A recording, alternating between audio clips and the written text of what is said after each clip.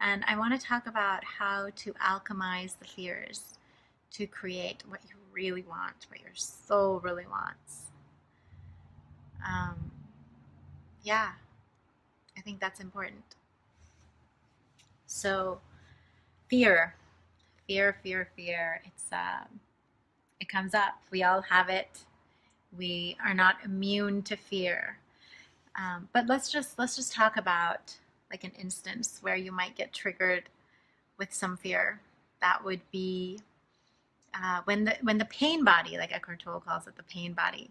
When the pain body gets activated, there's this fear that becomes present in our bodies, and it's usually connected to some experience in the past. It's usually connected to some trauma, some pain, some perceived trauma, some past suffering, where we become afraid.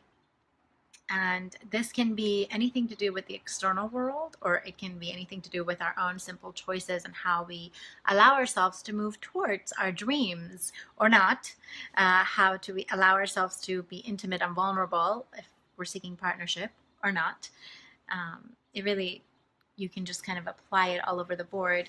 But when fear is present, the pain body is activated. And so there is a force, there's this power that's alive in your body, and it is draining you.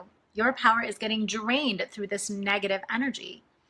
And there is a way to actually alchemize this negative energy and then be able to use it to create, because it's power, right? You feel it in your body. That sensation in your body is the power to create. So here's the thing, the magic juice that alchemizes fear into possibility. There's a few steps.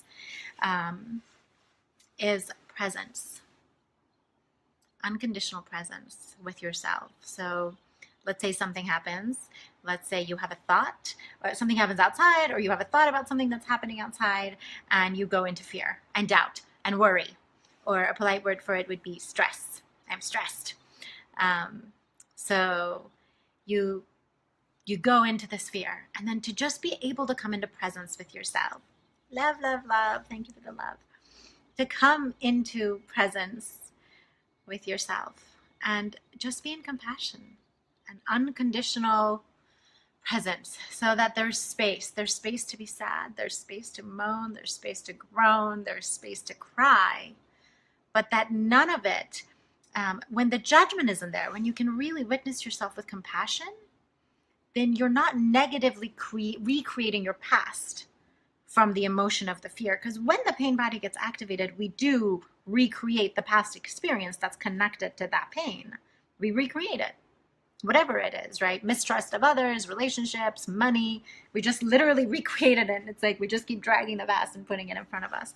So to be able to be present with yourself and unconditional love and compassion, and not needing to make any of it mean anything, and not having a timeline on it. Like, I'm going to be present with myself for 30 minutes and then it's over. But if you can actually be with breath and give yourself the space to move and breathe, I find a lot of times we can move through this in like 20 minutes. I mean, I've worked with people when they're super triggered, and we can shift the energy in like 20, 30 minutes. But you do need to kind of make the space and give yourself over to the moment unconditionally. And then from that place, something incredible happens, because we are creators and our emotions do create. Our emotions, our thoughts create our emotions that create. So in that moment of having the compassion and the presence, the energy of the fear kind of becomes neutral. And in that moment, instead of recreating your past, you can choose to go into your imagination. Like, really? If I can create anything, why would I want to put my past in the future? And that's where the imagination comes in. And it's really allowing yourself to go big and go wide and take a big paint brush stroke. I'll tell you what, I've been working on a piece of writing, and I've been writing, and it's been a lot informed by the past. And as I was sitting with this today, what came forward was, I actually have the opportunity to go fully into my imagination, shift the writing, and create all of it from my imagination. But I couldn't get there until I had to really sit in presence with myself and the fears that I have around my writing and around sharing it and around being in that creative process.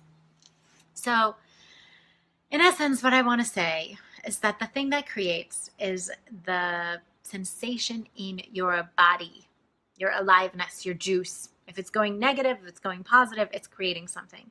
And if you're in fear, if you're in doubt, if you're in stress, you are 99% of the time, I want to say I'm certain for me that you're creating the past. You're taking the past and putting it in the future.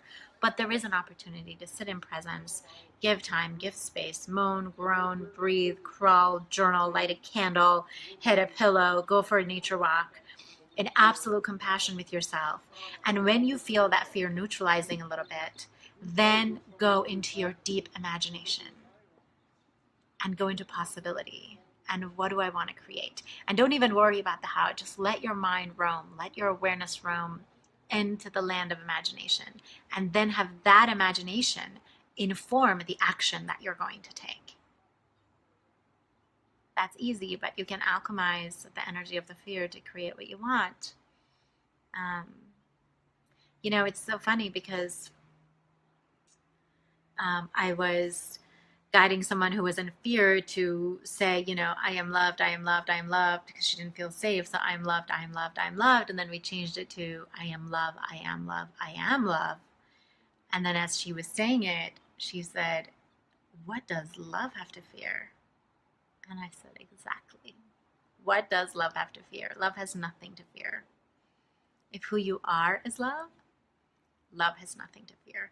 But the only way to arrive at that is to be in presence with the fear, in compassion, go into the imagination, and then arrive at I am loved. Keep going. I am love. Love has nothing to fear. And then you can really let go into the imagination and have that imagination inform your action.